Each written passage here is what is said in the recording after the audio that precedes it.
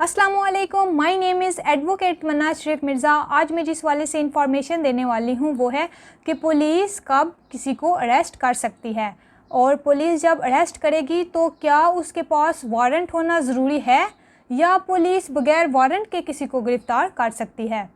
तो मज़ीद आगे चलने से पहले आपसे गुजारिश है कि अगर आपने मेरा यूट्यूब चैनल सब्सक्राइब नहीं किया तो प्लीज़ उसे सब्सक्राइब कर लीजिए ताकि मैं वीडियो जब भी डालूँ तो वो आप तक पहुंचती रहे। तो बात मैं कर रही थी अरेस्ट के हवाले से। तो अरेस्ट है क्या? अरेस्ट है taking custody of body into possession, कि किसी बंदे का जिस्म जो है वो अपनी हिरासत में लेना, किसी बंदे के जिस्म को अपने कब्ज़े में लेना, किसी बंदे के जिस्म को अपनी हिरासत में ले लेना, तो इसको कहा जाता है अरेस्ट। तो आप खुद सोचें कि अगर पुलिस को खुली छुट्टी दे दी जाए, पुलिस को आज़ादी दे दी जाए कि वो जब मर्ज़ी जिसको चाहें जाकर अरेस्ट कर ले, इस तरह तो माशरे का पीस जो है वो डिस्ट्रॉय हो जाएगा, माशरे का जो सुकून है, अमन है, वो तबाह हो जाएगा अगर पुलिस को हम खुली छुट्टी दे दें।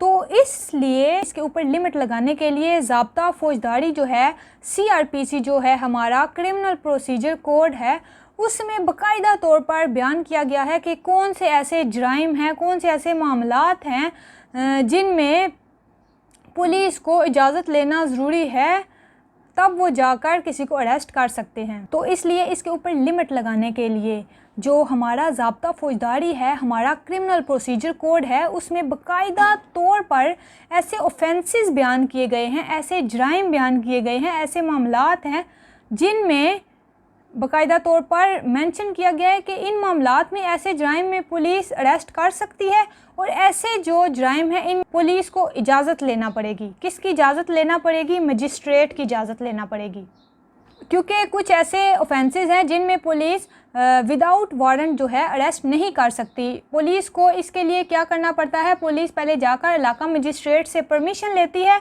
जब इलाका मजिस्ट्रेट परमिशन देता है, उसके वारंट इशू करता है, तो तब जाके पुलिस उस बंदे को अरेस्ट कर सकती है। अब जो पुलिस है, अब एक ऑफेंस कमिट होता है, ठीक है, एक जुर्म सरजद हो गया। अब पुलिस के पास दो ऑप्शन हैं कि आया ये ऑफेंस जो है कॉग्निजेबल है या ये नॉन कॉग्निजेबल है। कॉग्निजेबल ऑफेंस वो होता है काबिले दस्त अंदाजी। ये ऐसा जुर्म है जिसमें पुलिस जो है वो बगैर वारंट के किसी को अरेस्ट कर सकती है। ये जो ऑफेंसेस होते हैं कॉग्निजेबल यानी कि काबिले दस्त अंदाजी, ये हीनियस किस्म के होते हैं, शिद्दत वाले। इनमें पुलिस के पास ये इजाज़त है कि पुलिस जाकर उस बंदे को बगैर वारंट के अरेस्ट कर ले। और दूसरा था नॉन कॉग्निजेबल। नॉन कॉग्निजेबल कहते हैं नाकाबिले दस्त अंदाजी, जिसमें पुलिस बगैर वारंट के किसी को अरेस्ट नहीं कर सकती। इसको कहा जाता है नॉन कॉग्निजेबल। पहला जो मैंने आपको बताया वो कॉग्निजेबल था, जिसमें पुलिस जाकर अरेस्ट बंदे को कर सकती है, काबिले दस्त अंदाजी यानी कि हीनियस किस्म का ऑफेंस था, शिद्दत का, तो इसलिए पुलिस जाकर मौके पे उस बंदे को अरेस्ट कर सकती है। जो नॉन कॉग्निजेबल है वो है नाकाबिले दस्त अंदाजी। ये हीनियस किस्म के ऑफेंसेस नहीं होते। इसमें पुलिस ने अगर किसी बंदे को अरेस्ट करना है तो पुलिस जाएगी पहले इलाका मजिस्ट्रेट के पास, इलाका मजिस्ट्रेट वारंट इशू करेगा, तो फिर जाके पुलिस उस बंदे को अरेस्ट कर सकती है। वैसे उस बंदे को पुलिस अरेस्ट नहीं कर सकती। तो ये इन दोनों में डिफरेंस है कि कॉग्निजेबल ऑफेंस कौन सा है और नॉन कॉग्निजेबल ऑफेंस कौन सा है। अब जो हमारा ज़ाब्ता फ़ौजदारी है, हमारा क्रिमिनल प्रोसीजर कोड जो है, उसमें बाकायदा तौर पर शेड्यूल बना दिया गया है कि ये ऑफेंसेस कॉग्निजेबल हैं। बेसिकली देखा जाए तो कॉग्निजेबल मतलब कि जो हीनियस किस्म के ऑफेंसेस हैं, जो शिद्दत वाले हैं, उनमें पुलिस जो है जाकर किसी बंदे को बगैर वारंट के अरेस्ट कर सकती है। बाज़ दफ़ा जो ऑफेंस होता है वो उसकी बेशक सज़ा थोड़ी होती है, लेकिन वो भी कॉग्निजेबल की कैटेगरी में आ रहा होता है, तो ऐसी सूरत में भी पुलिस जाकर उस बंदे को अरेस्ट कर सकती है। आमतौर पर अगर इनमें डिफरेंस देखा जाए तो जिसमें थोड़ी सज़ा है, जो कि कम शिद्दत के हैं, थोड़ी सज़ा वाले हैं, वो नॉन कॉग्निजेबल की कैटेगरी में आते हैं, उनमें वारंट लेना पड़ता है। और जो ज़्यादा सज़ाओं वाले जराइम हैं, जो कि सीरियस किस्म के शिद्दत वाले हैं, उनमें वारंट नहीं लेना पड़ता, पुलिस जाकर अरेस्ट कर सकती है। अब बात करते हैं कि कौन से ऐसे केसेस हैं जिनमें पुलिस बगैर वारंट के अरेस्ट कर सकती है किसी बंदे को।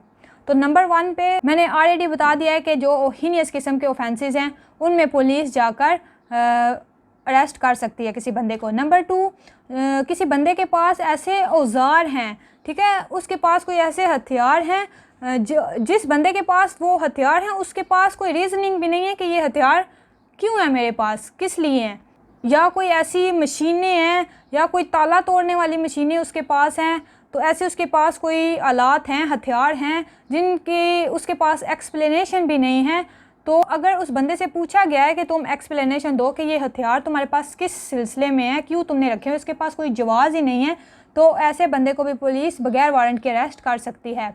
नंबर 3 पर बात आती है प्रोक्लेम्ड ऑफेंडर, जो कि इश्तिहारी मुजरिम है, तो ऐसे बंदे को भी पुलिस बगैर वारंट के अरेस्ट कर सकती है। तो नंबर 4 पर बारी आती है ऐसा बंदा जो कार्य सरकार में मुदाखलत करे, जो कार्य सरकार में सरकार के कामकाज में मुदाखलत करता है, तो ऐसे बंदे को भी पुलिस बगैर वारंट के अरेस्ट कर सकती है। नंबर 5 पर बारी आती है ऐसा बंदा जो कि लॉफुल कस्टडी से, यानी कि वो बंदा पुलिस की कस्टडी में था और वो पुलिस की लॉफुल कस्टडी को छोड़कर भागा है, तो ऐसे बंदे को भी पुलिस बगैर वारंट के अरेस्ट कर सकती है। नंबर 6 पर बारी आती है ऐसा बंदा जिसके पास से चोरी का माल बरामद हुआ है, ठीक है, उसके पास से चोरी का माल बरामद हुआ है, लेकिन जब उस बंदे से पूछा गया उसके पास कोई एक्सप्लेनेशन नहीं है, ऐसे बंदे को भी पुलिस बगैर वारंट के अरेस्ट कर सकती है। इसमें एक और पॉइंट है कि इवन उस बंदे ने वो माल किसी से खरीदा हो, लेकिन फिर भी ऐसी सूरत में पुलिस इसको अरेस्ट करेगी क्योंकि उसके पास से चोरी का माल बरामद हुआ है। नंबर 7 जो है उसमें यह है कि अगर कोई बंदा आर्म फोर्सेस से डिज़र्टर है, तो ऐसे बंदे को भी पुलिस बगैर वारंट के अरेस्ट कर सकती है। तो नंबर 8 जो पॉइंट है उसमें है कि अगर लॉफुल एजेंसीज जो हैं उन्होंने किसी बंदे के बारे में बोला हुआ है कि ये बंदा सस्पिशियस है, इस बंदे की गिरफ्तारी चाहिए, तो ऐसे बंदे को भी पुलिस बगैर वारंट के अरेस्ट कर सकती है। उसके बाद आता है पॉइंट कि अगर कोई बंदा सस्पिशियस किस्म की एक्टिविटीज़ कर रहा है, कोई ऐसे काम कर रहा है सस्पिशियस किस्म के, मशकूक किस्म के काम कर रहा है जिससे ये ज़ाहिर हो रहा है कि ये बंदा जो है कोई ऑफेंस कमिट करने वाला है, तो ऐसे बंदे को भी पुलिस बगैर वारंट के अरेस्ट कर सकती है। उसके बाद पॉइंट आता है कि अगर कोई बंदा, उसके पास आसाइशें हैं, उसके पास सब कुछ है, लेकिन उसका कोई सोर्स ऑफ इनकम ज़ाहिर नहीं हो रहा, यानी कि वो बहुत ज़्यादा आसाइश की ज़िंदगी गुजार रहा है लेकिन कोई सोर्स ऑफ इनकम उसका सामने नहीं आ रहा और पूछने पर भी उसके पास कोई एक्सप्लेनेशन नहीं है, तो ऐसे बंदे को भी पुलिस बगैर वारंट के गिरफ़्तार कर सकती है। हो सकता है कि वो कोई पुलिस को लगे कि ये बंदा तो चर्च वगैरह बेचता है या कोई इस तरह का बिज़नेस कर रहा है, तो ऐसी सूरत में मशकूक जो लगे उसको भी पुलिस बगैर वारंट के अरेस्ट कर सकती है। उसके बाद पॉइंट आता है कि अगर पुलिस किसी बंदे से पूछती है उस बंदे का नाम पता, लेकिन वो बंदा जो है वो छुपा जाता है, नहीं पुलिस को बताता, तो ऐसी सूरत में भी पुलिस उस बंदे को अरेस्ट कर सकती है। यानी कि पुलिस ने उससे आइडेंटिटी मांगी तो वो आइडेंटिटी अपनी नहीं बता रहा, छुपा रहा है, तो ऐसी सूरत में पुलिस उसको अरेस्ट कर सकती है। उसके बाद पॉइंट आता है कि जो बंदा हैबिचुअल ऑफेंडर है, जो अक्सर औकात वो ऑफेंस करता रहता है, तो ऐसी सूरत में भी पुलिस उस बंदे को बगैर वारंट के गिरफ़्तार कर सकती है। उसके बाद बारी आती है कि अगर कोई बंदा आउट ऑफ कंट्री में है, उसने वहाँ कोई ऑफेंस कमिट किया है और वो ऑफेंस अगर वो पाकिस्तान में कमिट करता तो वो ऑफेंस जो था पाकिस्तान के कानून के मुताबिक ऑफेंस बनता था, यानी कि उसने कोई ऐसा एक्ट किया है कि अगर वो पाकिस्तान में करता तो वो ऑफेंस कंसीडर होता। उसने आउट ऑफ कंट्री में वो एक्ट परफॉर्म किया है, उसने वहाँ पर ऑफेंस किया है, तो उसको भी पुलिस बगैर वारंट के अरेस्ट कर सकती है। तो ये थी सारी सूरतें जिनमें पुलिस बगैर वारंट के किसी को गिरफ़्तार कर सकती है। तो मजिस्ट्रेट जो है वो गिरफ़्तार कर सकता है, क्योंकि पुलिस ने परमिशन लेनी होती है मजिस्ट्रेट से। जो वारंट इशू करता है वो मजिस्ट्रेट ही करता है, इलाका मजिस्ट्रेट। तो इलाका मजिस्ट्रेट भी किसी को अरेस्ट करना चाहे तो वो कर सकता है।